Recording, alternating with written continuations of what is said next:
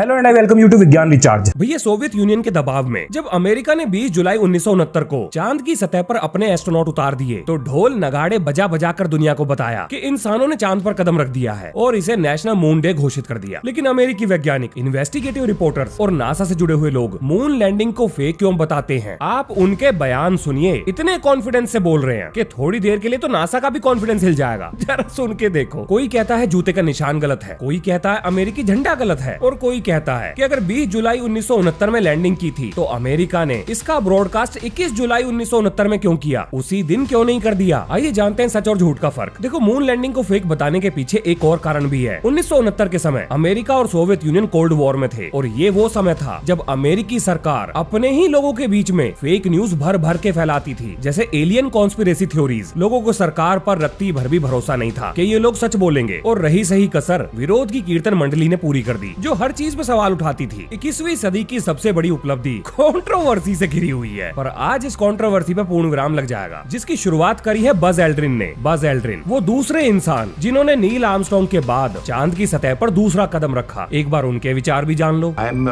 totally in favor of freedom of speech, but I think people need to be responsible when they think about intentionally, for their own benefit, misleading the young people who are the future leaders of our world. अब इनके विचार सुन लिए, अब इनके द्वारा मारा गया घूंसा भी देख लो। देखो भैया, मून लैंडिंग को फेक बताने वाले इन्वेस्टिगेटिव जर्नलिस्ट ने इनसे कुछ सवाल पूछे, जिससे ये गए बिल्कुल चिढ़ और इन्होंने उसे अपने बुढ़ापे में रगड़ दिया, बत्ती से सुझा दी। पर भाई साहब, रिपोर्टर में दम था, वो पीछे ही पड़ गया। हम तो सारी चीजें आज पता लगा ही लेंगे, उसकी चिंता मत करो। पर जरा पहले ये तो जान लें कि विरोध में खड़ा कौन कौन है और कौन कौन से सवाल लेकर खड़ा है, फिर उसके जवाब भी दूंगा। पहला सवाल जो मून लैंडिंग पर उठाया गया वो ये था कि अगर सूरज की रोशनी सामने से पड़ रही है तो उसकी विपरीत दिशा में चीजें इतनी ब्राइट क्यों दिख रही हैं? जबकि धरती पर ऐसा होता है कि अगर रोशनी सामने से पड़ेगी तो रोशनी के आने की विपरीत दिशा में हमें चीजें काली दिखाई देंगी। तो मून पर भी ऐसा होना चाहिए, पर ऐसा हुआ नहीं। क्यों नहीं हुआ, सब बताऊंगा। पहले बाकी सवाल तो जान लो। दूसरा सवाल, अगर एक लाइट सोर्स है तो उससे बनने वाली शेडोज यानी परछाई हमेशा पैरेलल होती हैं। धरती पर तो ऐसा ही होता है, फिर ये मून पर क्यों नहीं हो रहा था? सवाल बिल्कुल जायज है। क्या धरती और मून पर विज्ञान के नियम अलग तरह से काम करते हैं? ऐसा तो नहीं होता। ये तो सिर्फ तभी मुमकिन है अगर दो लाइट सोर्स एक सिंगल चीज पर रोशनी डाले, वो भी अलग अलग दिशाओं से। आखिर नासा के एस्ट्रोनॉट्स ने जब ये पिक्चर खींची थी तो क्या उस दिन सितारे आसमान में छुट्टी पर थे? एक भी पिक्चर में एक भी तारा नहीं है। ऐसा कैसे हो सकता है? क्यों भैया, नासा वालों, तारे कहाँ गए? क्या मून से तारे दिखाई नहीं देते? और अगर नहीं दिखाई देते तो क्यों नहीं दिखाई देते? कौन बताएगा? मैं बताऊंगा, चिंता न करो, ये भी बताऊंगा। भैया, मून की ग्रेविटी धरती की ग्रेविटी के 6ठे भाग के बराबर है, लेकिन जब नासा ने आर्काइव फुटेज रिलीज करी तो उसमें एस्ट्रोनॉट बिल्कुल ऐसे दौड़ रहे थे जैसे धरती पर दौड़ रहे हैं और उन्हें स्लो मोशन में शूट किया गया है। क्या नासा इसका जवाब दे सकता है? हाँ जी, बिल्कुल, और दिया भी है। अगर मून पर कोई एटमॉस्फेयर नहीं है, मतलब बहुत हल्का है, लेकिन हवा धरती की तरह तो नहीं बहती, तो अमेरिकी झंडा हवा में कैसे लहरा रहा था? इसे कौन बताएगा और कैसे बताएगा? अगला सवाल ये पूछा गया कि अगर धरती पर हम ब्लोअर चलाएं, धूल भरी जगह पर ब्लोअर चलाएं, तो धूल उड़ जाएगी, और अगर धूल उड़ेगी तो जाहिर सी बात है उस जगह पर रॉकी सरफेस यानी कि पथरीली जमीन दिखाई देगी। लेकिन जब ये काम मून पर हुआ, यानी रॉकेट के चलते हुए जब लैंडर मॉड्यूल मून की सतह पर लैंड करता है, तो धूल क्यों नहीं उड़ी? क्योंकि एस्ट्रोनॉट ने जिस जगह पर कदम रखा था उस जगह उनके जूतों के निशान हैं, और निशान तभी आएंगे जब धूल होगी। अब अगर जरा सा ब्लोवर धूल उड़ा सकता है तो उससे हजारों लाखों गुना ताकतवर एक रॉकेट धूल क्यों नहीं उड़ा पाया? सवाल जायज है। अब ये तो थे सवाल, अब जानो एक एक सवाल का जवाब। कुछ के जवाब तो नासा ने दिए हैं, कुछ मैंने खुद ही फिगर आउट कर लिए, और कुछ के लिए थोड़ी बहुत जांच पड़ताल करनी पड़ी। तो अब सुनो पूरी कहानी। 1969 में रॉकेटडाइन नाम की कंपनी नासा के लिए F1 रॉकेट इंजन बना रही थी। अब रॉकेटडाइन कंपनी के स्टाफ में बिल केसिंग नाम का व्यक्ति इस प्रोजेक्ट से जुड़े हुए सीक्रेट डॉक्यूमेंट्स पढ़ता है, जिन्हें पढ़कर ये पता लगता है कि नासा के पास तो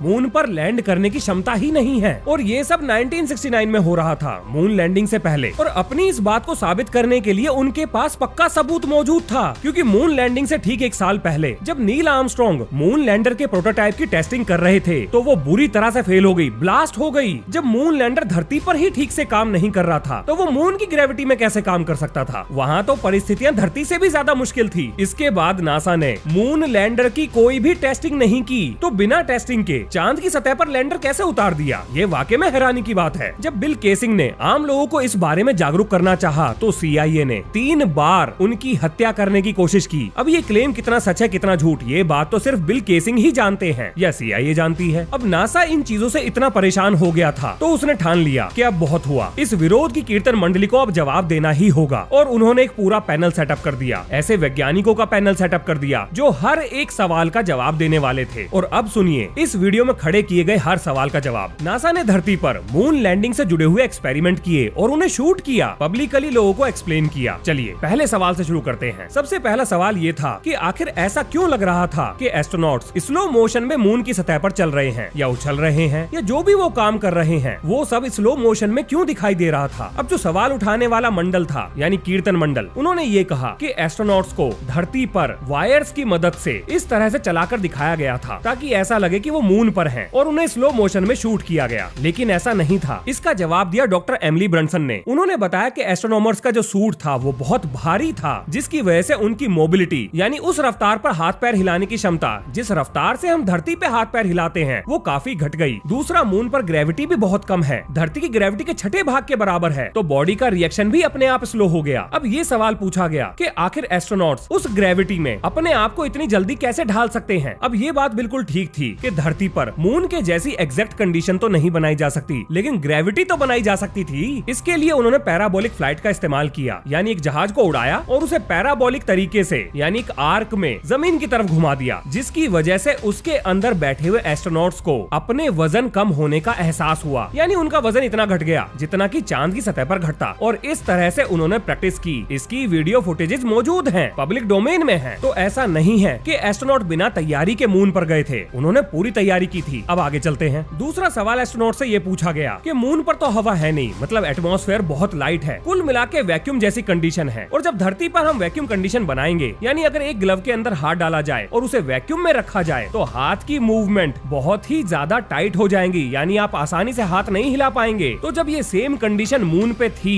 तो एस्ट्रोनॉट्स अपने कैमरे से इतनी सटीक फोटो कैसे ले रहे थे, वो कैसे अपने कैमरे को फोकस कर सकते थे। तो देखिए जो कैमरा उस समय इस्तेमाल हो रहा था उसमें दो चीजें थी, एक बटन जो कि फोटो क्लिक करने के लिए इस्तेमाल किया जा रहा था और दूसरा एक डायल, यानी अगर दूर और पास की फोटो लेनी है तो उसके हिसाब से कैमरे के लेंस को एडजस्ट किया जा सकता था, जो कि ज्यादा मुश्किल काम नहीं है। तो मून पर फोटोग्राफी करने के लिए ज्यादा चौंचलेबाजी नहीं करनी पड़ी, जैसा कि धरती पे हम करते हैं। और जब धरती पर ये एक्सपेरिमेंट किया गया, यानी इस कैमरे को एस्ट्रोनॉट के स्पेस सूट के ऊपर लगाकर फोटोग्राफी की गई, तो ये पाया गया कि सारे फोटो परफेक्ट नहीं थे, लेकिन कुछ थे। और ठीक बिल्कुल ऐसा ही मून पर हुआ था। मून के भी सारे फोटो परफेक्ट नहीं थे, पर कुछ बहुत अच्छे थे। और इस फोटोग्राफी के काम के लिए नासा ने रिचर्ड अंडरवुड नाम के एक व्यक्ति को मून पर फोटोग्राफी करने के लिए एस्ट्रोनॉट्स को ट्रेनिंग देने के लिए नौकरी पर रखा था। ये बात किसी से छुपी हुई नहीं है। रिचर्ड अंडरवुड ने नासा के एस्ट्रोनॉट्स को उन कैमरों को अपने साथ हर जगह ले जाने के लिए कहा, अपने घरों में, अपने दोस्तों के यहाँ, पार्टीज में, ताकि एस्ट्रोनॉट्स को उन कैमरों के फंक्शंस के बारे में अच्छे से पता लग जाए। और यही प्रैक्टिस एस्ट्रोनॉट्स के मून पर बहुत काम आई। अब इसके बाद सवाल आया ये कि आखिर मून पर शैडोज पैरेलल क्यों नहीं दिख रही थी जब धरती पर दिखती हैं तो? क्योंकि मून पर तो रोशनी का सिर्फ एक ही सोर्स था, और अगर सोर्स एक है तो शैडो भी पैरेलल बनेंगी। ये बात बिल्कुल ठीक है। अब इस सवाल का जवाब दिया डॉक्टर टोनी कुक ने। देखिए ऑप्टिकल फोटोग्राफी साइंस ये कहती है कि अगर आप वाइड एंगल कैमरा से शूट करते हैं तो शैडोज का पर्सपेक्टिव चेंज हो सकता है, बिल्कुल हो सकता है, धरती पर भी होता है। उदाहरण के लिए ये इमेज देख लीजिए। इसके अलावा ऊंची नीची सतह, उन पर भी शैडोज इस तरह से मुड़ती हुई दिखाई दे सकती हैं, कोई हैरानी की बात नहीं। पर इस बात का जवाब कौन देगा कि अगर रोशनी सामने से पड़ रही है तो रोशनी के विपरीत दिशा में जो चीज रखी है वो इतनी ब्राइट क्यों दिखाई दे रही है? ऐसा धरती पर नहीं होता। अगर सामने से रोशनी आ रही है तो उसके पीछे की सतह हमेशा काली ही दिखाई देती है। फिर मून पर ऐसा क्यों नहीं हो रहा था? अब अगर धरती पे हमें सेम कंडीशन बनानी है तो इसके लिए लाइट को हमें मल्टी डायरेक्शन से अपने सब्जेक्ट के ऊपर डालना पड़ेगा। लेकिन भैया चांद की सतह पर तो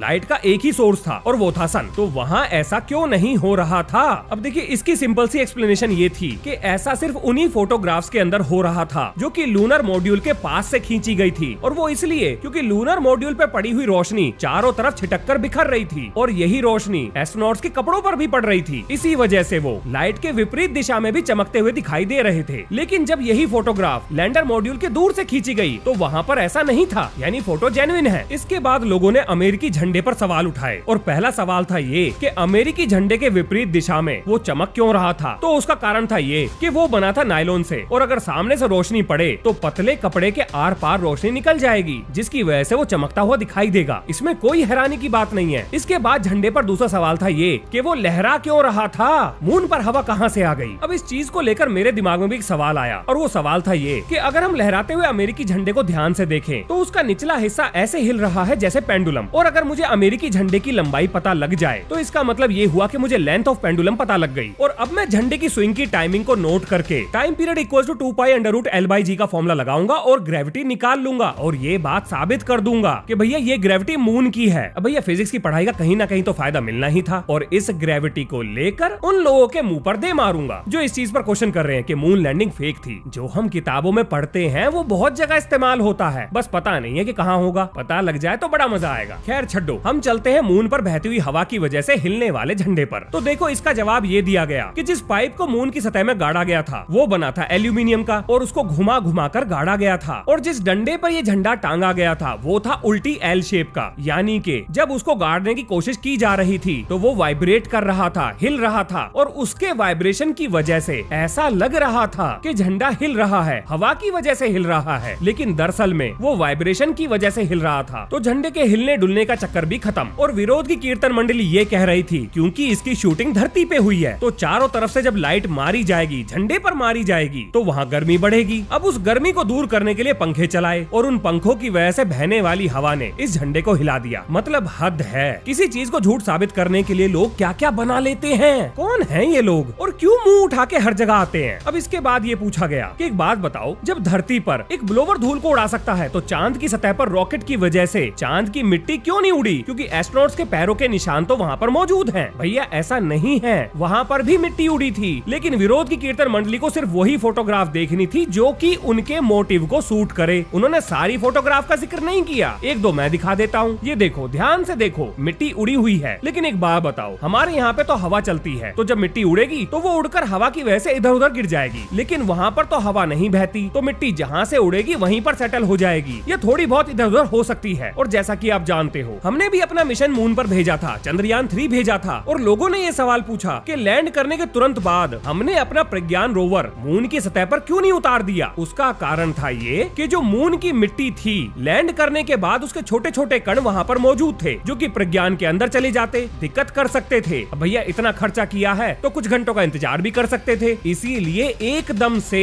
हमने अपने रोवर को बाहर नहीं निकाला। जब मिट्टी सेटल हो गई तो प्रज्ञान बाहर आ गया। सीधा सा लॉजिक है। और बिल्कुल सेम इसी तरह से मून पर लैंडिंग करने के बाद जब मिट्टी सेटल हो गई और एस्ट्रोनॉट इधर उधर घूमने लगे तो उनके पैरों के निशान वहाँ पर आ गए। कोई हैरानी की बात नहीं है। अब इसके बाद विरोध की कीर्तन मंडी ने विरोध की कीर्तन मंडली ने ये पूछा कि भैया मून पर तो एटमॉस्फेयर है नहीं, यानी बहुत हल्का है, तो स्पेस का व्यू तो बहुत बढ़िया आना चाहिए, चकाचक तारे दिखने चाहिए, पर तुम्हारी फोटोग्राफ में तो एक भी तारा नहीं है। और कमाल की बात ये है कि ये सवाल तो प्रेस कॉन्फ्रेंस में पूछा गया था, जिसकी ऑफिशियल वीडियो भी मौजूद है। ये देखिए। When you looked up at the sky, could you actually see the stars and the solar corona in spite of the glare?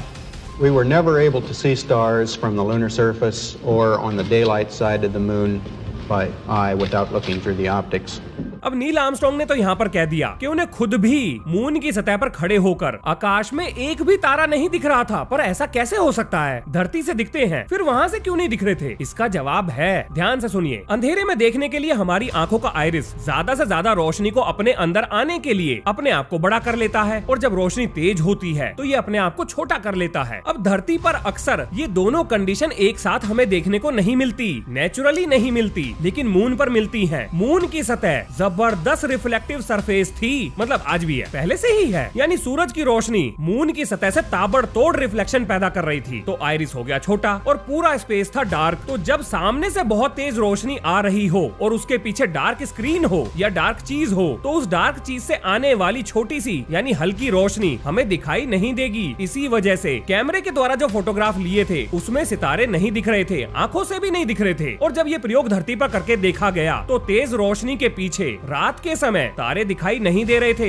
इसके फोटोग्राफिक एविडेंस मौजूद हैं। ये प्रयोग तो आप खुद भी कर सकते हैं, ट्राई करके देख लेना। और इसके बाद नासा ने विरोध की कीर्तन मंडली की कब्र में एक ऐसी कील ठोकी जिसके बाद उनके मुंह पर ताले लग गए, पर बकबक आज भी बंद नहीं हुई। नासा ने मून की सतह पर ऐसे रिफ्लेक्टर लगाए थे जिस पर अगर आप धरती से लेजर लाइट मारो, पावरफुल लेजर लाइट भेजो, तो वो रिफ्लेक्ट होकर वापस आ जाएगी। और ये करने के लिए आपको किसी और देश से परमिशन लेने की जरूरत नहीं है। इसरो ये काम कर सकती है, किसी और और देश की स्पेस एजेंसी भी कर सकती है। जिसका भी मन चाहे वो अपने लेजर से मून की सतह पर लगाए गए रिफ्लेक्टर्स पर लेजर लाइट मारकर उसे रिफ्लेक्ट करा सकता है। किसी से भी परमिशन लेने की जरूरत नहीं है। अब अगर मून पर कोई गया ही नहीं था तो वो रिफ्लेक्टर वहाँ कैसे पहुँच गए? इसके बाद अगर मून लैंडिंग फेक होती तो रशिया इसकी पोल खोल देता, लेकिन ऐसा नहीं है। इसके अलावा जिस समय नील आर्मस्ट्रांग चांद की सतह से 20 जुलाई 1969 में बोल रहे थे, इंग्लैंड मैनचेस्टर में बैठे इयान मॉरिसन इस बहुत बड़े रेडियो टेलीस्कोप से ये सारी चीजें सुन रहे थे। यानी जो चीजें, जो आवाजें ह्यूस्टन को सुनाई दे रही थी वो उन्हें भी सुनाई दे रही थी और उन्होंने ये रिकॉर्ड कर लिया जिसका डाटा मौजूद ही नहीं थी। तो लाइव स्ट्रीम कैसे दिखाते? देखो, विरोध करने वालों का काम होता है विरोध करना। आप उन्हें कितने भी सबूत दे दीजिए पर वो विरोध करते ही रहेंगे। लोग तो हमारे चंद्रयान मिशन पर भी उंगलियां उठा रहे हैं, बराबर में चाइना को ही देख लो। इसीलिए किसी चीज पर विश्वास करने से पहले उससे जुड़े हुए फैक्ट्स के बारे में पता होना चाहिए। तो जितनी जानकारी मेरे पास थी मैंने आपको बता दी। इसके अलावा कोई सवाल या सुझाव हो तो आप कमेंट में लिख सकते हैं। यह है इस वीडियो का अंत। मिलते हैं नेक्स्ट वीडियो में। जय हिंद, जय भारत।